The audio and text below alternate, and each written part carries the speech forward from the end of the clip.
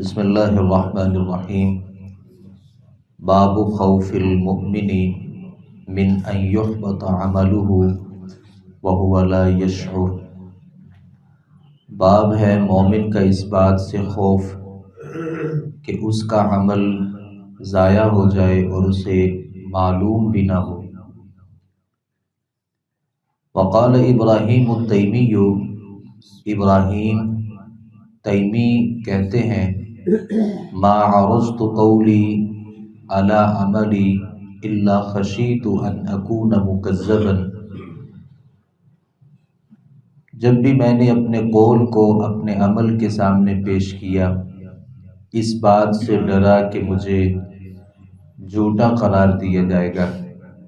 وقال ابن ابی ملیکہ، ابن ابی ملیکہ کہتے ہیں، ادرکت 30 من اصحاب النبی صلی اللہ علیہ وسلم، میں نے نبی صلی اللہ علیہ وسلم کے 30 صحابہ کرام کو پایا، کلہم یخاف النفاق علی نفسہ، وہ سب اپنے بارے میں نفاق سے ڈرتے تھے۔ ما منہم احد یقول، اور ان میں سے کوئی بھی یہ نہیں کہتا تھا، انہ علی ایمان جبرائیل و میکائیل، کہ وہ جبرائیل اور میکائیل کے ایمان والا ہے۔ ویذکر عن الحسن، اور حسن بصری رحمۃ اللہ علیہ سے یہ منقول ہے، ما خافہ الا مؤمن ولا امنہ الا منافق۔ کوئی آدمی، حسن بصری کے بارے میں آتا ہے کہ نفاق سے صرف مومن ڈرتا ہے اور اس سے صرف منافق بے خوف ہوتا ہے۔ وما يحذر من الاصرار على النفاق والعصيان من غیر توبہ، اور اس باب میں توبہ کے بغیر نفاق اور نافرمانی پر اصرار میں جو خطرہ ہے اس کا بھی بیان ہے۔ لقول اللہ تعالی، اللہ تعالیٰ کے ارشاد ہے، وَلَمْ يُصِرُّوا عَلَى مَا فَعَلُوا وَهُمْ يَعْلَمُونَ، جو کچھ انہوں نے کیا ہے اس پر وہ اصرار نہیں کرتے جبکہ وہ جانتے ہیں۔ امام بخاری رحمۃ اللہ علیہ نے باب ذکر کیا کہ مومن ہمیشہ اس بات سے خوف میں رہتا ہے کہ کہیں اس کے عمل ضائع نہ ہو جائیں۔ مومن کبھی بھی اپنے آپ کو کامل مومن نہیں سمجھتا۔ مومن کبھی بھی یہ دعویٰ نہیں کرتا کہ وہ ایمان میں مکمل ہو چکا ہے اور اس کے ایمان کی تکمیل ہو چکی ہے، بلکہ مومن کو ہمیشہ یہ ڈر لگا رہتا ہے کہ کہیں اس کے عمل ضائع ہی نہ ہو جائیں، کہیں وہ کوئی ایسا عمل نہ کر بیٹھے کہ اس کی سابقہ زندگی کے تمام جو اعمال ہیں جنہیں اعمال خیر کہا جاتا ہے، کہیں وہ ضائع اور برباد نہ ہو جائیں۔ امام بخاری رحمۃ اللہ علیہ نے باب ذکر کیا اور اس کے بعد ترجمۃ الباب میں 3 سے 4 باتوں کا تذکرہ کیا۔ ابراہیم تیمی جو ہیں یہ ایک بڑے اچھے واعظ تھے اور ایک بڑے اچھے خطیب تھے،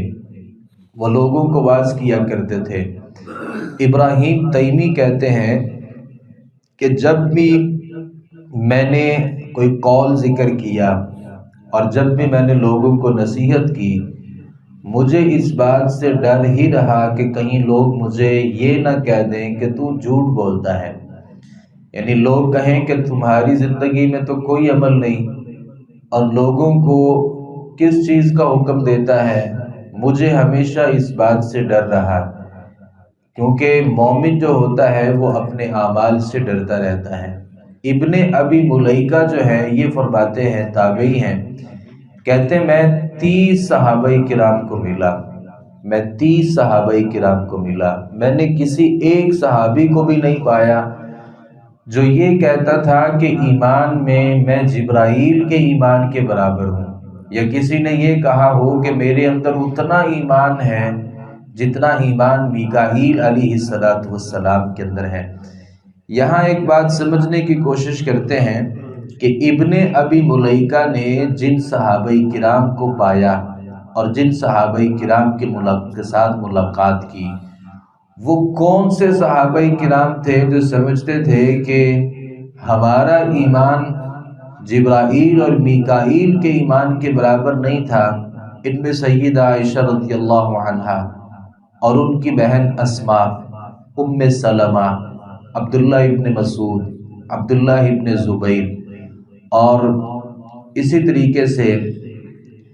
سیدنا ابو ہریرہ رضی اللہ عنہ، عقبہ بن حارث رضی اللہ عنہ، مسور بن مخرمہ رضی اللہ عنہ، یہ بڑے بڑے صحابہ کرام ہیں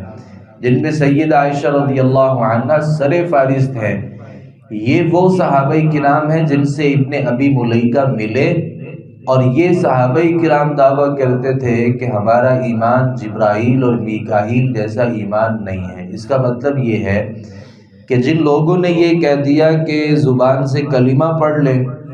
اور اپنے آپ کو مسلمان کہہ دیں، عمل کی کوئی ضرورت نہیں ہے، آپ مومن ہیں، اور یہاں تک کہ آپ کا ایمان جبرائیل والا ایمان ہے، یہ باتیں غلط ہیں۔ ابو حنیفہ جو ہے ان کے بارے میں آتا ہے کہ وہ کہا کرتے تھے کہ میرا جو ایمان ہے نا وہ ایمان جبرائیل یا میکائیل علیہ السلام کے ایمان کی طرح ہے، کیونکہ ان کا یہ موقف ہے، وہ یہ سمجھتے ہیں کہ ایمان کے بعد عمل کی کوئی ضرورت نہیں ہے۔ تو امام بخاری رحمۃ اللہ علیہ رد کرنا چاہتے ہیں، اور امام بخاری یہ بات بتانا چاہتے ہیں کہ بڑے بڑے صحابہ کرام جو تھے نا وہ بھی یہ نہیں کہتے تھے کہ میرا ایمان اتنا بڑا ہے یا میں ایمان میں اس فرشتے کے ایمان کے برابر ہو چکا ہوں۔ یہ باتیں ایسی ہیں جو کبھی بھی کسی مومن کو زیب نہیں دیتی، بلکہ نبی کریم صلی اللہ علیہ وسلم کے بعد اس امت کا اجماع ہے، اور اس میں کسی کے لیے کوئی دو رائے نہیں ہے کہ ابو بکر رضی اللہ عنہ کا ایمان جو ہے نا وہ سب سے زیادہ ہے، اور ابو بکر رضی اللہ عنہ کے بعد عمر ابن الخطاب رضی اللہ عنہ کا جو مقام ہے وہ اس امت میں ابو بکر رضی اللہ عنہ کے بعد سب سے بڑا ہے۔ اور ایک موقع پر تو عمر ابن الخطاب رضی اللہ عنہ نے حذیفہ ابن الیمان رضی اللہ عنہ جو صاحب سر رسول اللہ ہیں، جو اللہ کے رسول کے رازدان صحابی ہیں، اس صحابی کو روک کر کے پوچھا، کہا کہ تمہارے پاس جو لسٹ ہے نا جن میں نبی صلی اللہ علیہ وسلم نے منافقین کے نام لکھوائے ہیں، کہیں ان منافقین میں میرا نام تو شامل نہیں ہے؟ تو یہ جناب عمر ابن الخطاب رضی اللہ عنہ سمجھتے تھے، یہ نہیں تھا کہ وہ منافق تھے یا یہ 30 صحابہ کرام منافق تھے، منافق نہیں تھے، لیکن ڈرتے تھے کہ کہیں ان کے اندر نفاق نہ آ جائے، ڈرتے تھے کہ کہیں ان کا ایمان جو ہے وہ ناقص نہ ہو جائے، اور وہ کبھی بھی اپنے آپ کو کامل الایمان نہیں سمجھتے تھے۔ یہ تو میں ہوں نا، اپنے آپ کو کلمہ پڑھنے کے بعد سمجھتا ہوں کہ میرے سے بڑا کوئی مومن نہیں ہے، میں سمجھتا ہوں کہ مجھے نماز پڑھنے کی بھی کوئی ضرورت نہیں ہے، مجھے اللہ کے راستے میں صدقات و خیرات کرنے کی بھی کوئی ضرورت نہیں ہے، یہ میں سمجھتا ہوں۔ لیکن صحابہ کرام، تابعین، اتباع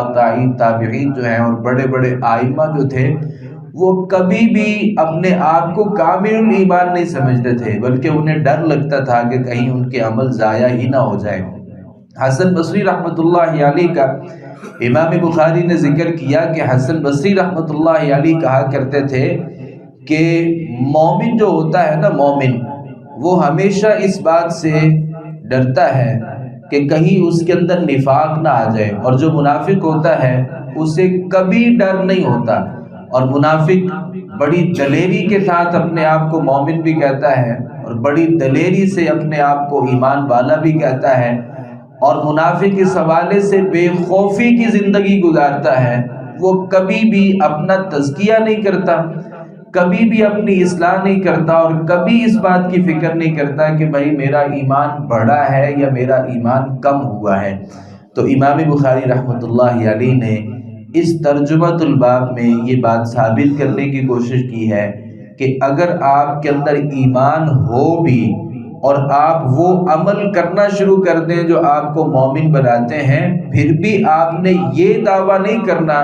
کہ میں کامل الایمان ہو چکا ہوں، بلکہ ایمان کے جس بھی لیول پر آپ پہنچ جائیں، آپ کو ڈر ہونا چاہیے کہ کہیں ہمارے عمل ضائع ہی نہ ہو جائیں۔ اور جو عمل ضائع ہوتے ہیں، صحابہ کرام ایسے نہیں ڈرتے تھے، بلکہ جو عمل ہے، نبی صلی اللہ علیہ وسلم کے پاس کوئی بندہ آئے اور آ کر کے اللہ کے نبی صلی اللہ علیہ وسلم کی آواز سے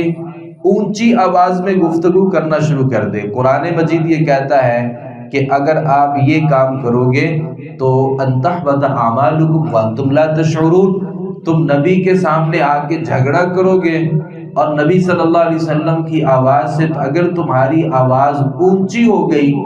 اور گستاخانہ لہجے میں نبی صلی اللہ علیہ وسلم کی موجودگی میں آپ نے گفتگو کر لی تو یہ آپ کے سارے عملوں کو ضائع کر دے گا۔ اور مومن ہمیشہ اس بات سے ڈرتا ہے کہ اگر اس کی زندگی میں عجب آ جائے، اس کی زندگی میں تکبر آ جائے،